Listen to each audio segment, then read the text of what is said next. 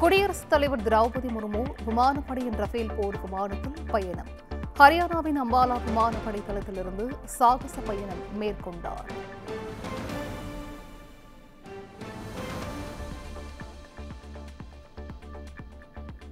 கலைஞர் கனவு இல்ல திட்டத்தின் கீழ் 1,00,000வது பயனாளிக்கு வீடு வழங்கப்பட்டது. தென்காசியில் 83 புதிய திட்டங்களுக்கு அடிக்கல் நாட்டி முதலமைச்சர் ஸ்டாலின் பேச்சு.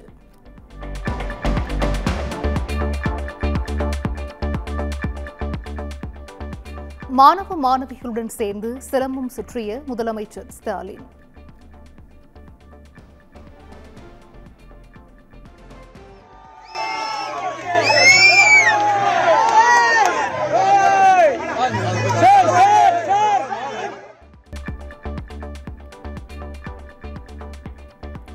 வடலூர் அருகே கோவிலுக்குள் போராட்டம் நடத்திய கிராம மக்களை போலீசார் வலுக்கட்டாயமாக கைது செய்ததால் பரபரப்பு.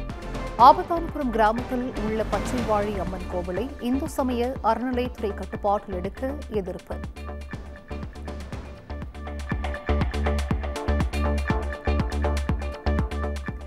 நெல்லையப்பர் கோவிலுக்கு உத்தரகாண்டிலிருந்து குட்டி யானையை கொண்டு வர தடை கோரி வழக்கு. வனத்துறை அறநிலையத்துறை பதிலளிக்க சென்னை உயர்நீதிமன்றம் உத்தரவு.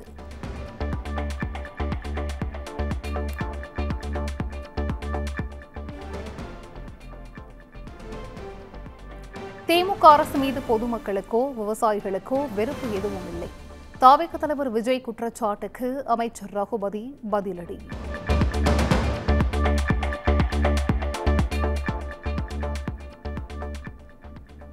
குடியாத்தம் அருகே 50 ஏக்கரில் பயிரிட்டிருந்த வாழை, நெல் ஊட்டி பயிர்கள் நீரில் மூழ்கி சேதம்.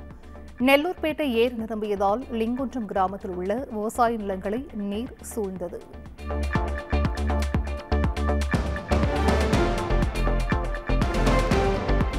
நடிகர் கிருஷ்ணா சென்னை நுங்கம்பாக்கம் அமலாக்கத்துறை அலுவலகத்தில் ஆஜரானார். சட்டவிரோத பணப்பரிமாற்றம் தடுப்புச் சட்டத்தின் கீழ் தொடரப்பட்ட வழக்கில் விசாரணை.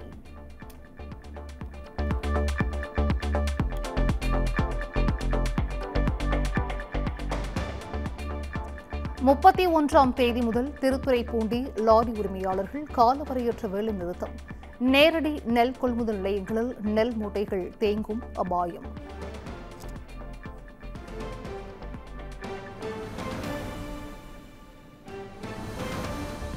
காஞ்சிபுரம் அருகே காரை மறித்து கத்திமுனையில் கோடி ரூபாய் கொள்ளையடித்த சம்பவம்.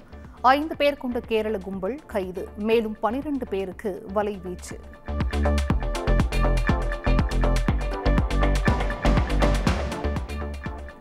சென்னை பனையூரில் உள்ள தாவேக தலைமை அலுவலகத்தில் நிர்வாகக் குழுவின் முதல் கூட்டம் தொடங்கியது. கட்சியின் செயல்பாடுகள், அடுத்த கட்ட நடவடிக்கை குறித்து முக்கிய முடிவுகள் எடுக்கப்படும் என தகவல்.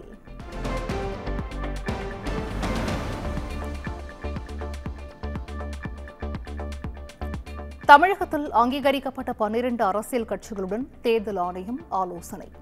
வாக்காளர் பட்டியல் சிறப்பு தீவிர திருத்தம் தொடர்பாக விவாதிக்க இன்று மாலை கூட்டம்.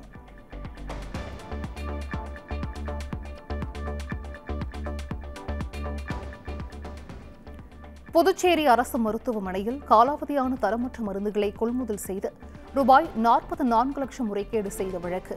முன்னாள் சுகாதாரத்துறை இயக்குநர்கள் 2 உட்பட 6 பேரை லஞ்ச ஒழிப்புத்துறை போலீசார் கைது செய்தனர்.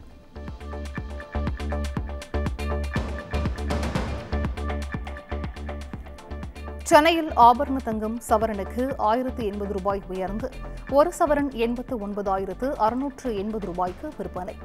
2 நாட்களாக குறைந்து வந்த தங்கம் விலை மீண்டும் உயர்வு.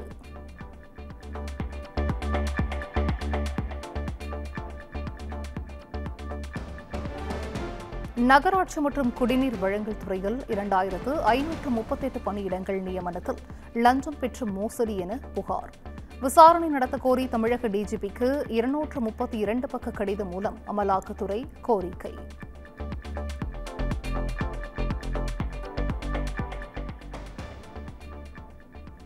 ரஜினி பெயரில் வீடு கட்டி வீட்டின் நுழைவாயிலில் கோவில் எழுப்பி வரும் ரஜினி ரசிகர். 35 வருட கனவு நிறைவேறி உள்ளதாக மதுரை திருப்பரங்குன்றத்தை சேர்ந்த சரவணன் பெருமிதம்.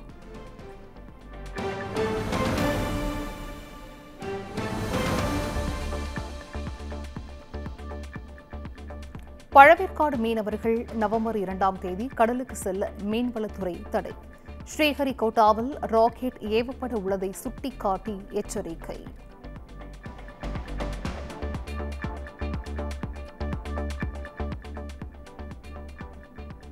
திருவனந்தபுரம் பத்மநாப சுவாமி கோவிலில் நாளை ஐப்பசி ஆராட்டு விழா.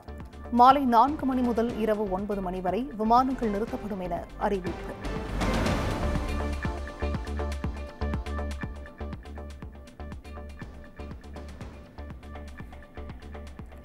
அமெரிக்க அதிபர் டிரம்பிற்கு அமைதிக்கான நோபல் பரிசு வழங்க பரிந்துரைப்பேன். ஜப்பானின் புதிய பிரதமர் சனி தகாய்ச்சி அறிவிப்பு.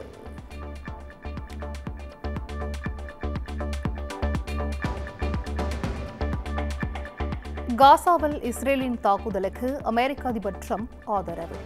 கடுமையான விளைவுகளை சந்திக்க நேரிடும் என ஹமாஸ் அமைப்பிற்கு எச்சரிக்கை.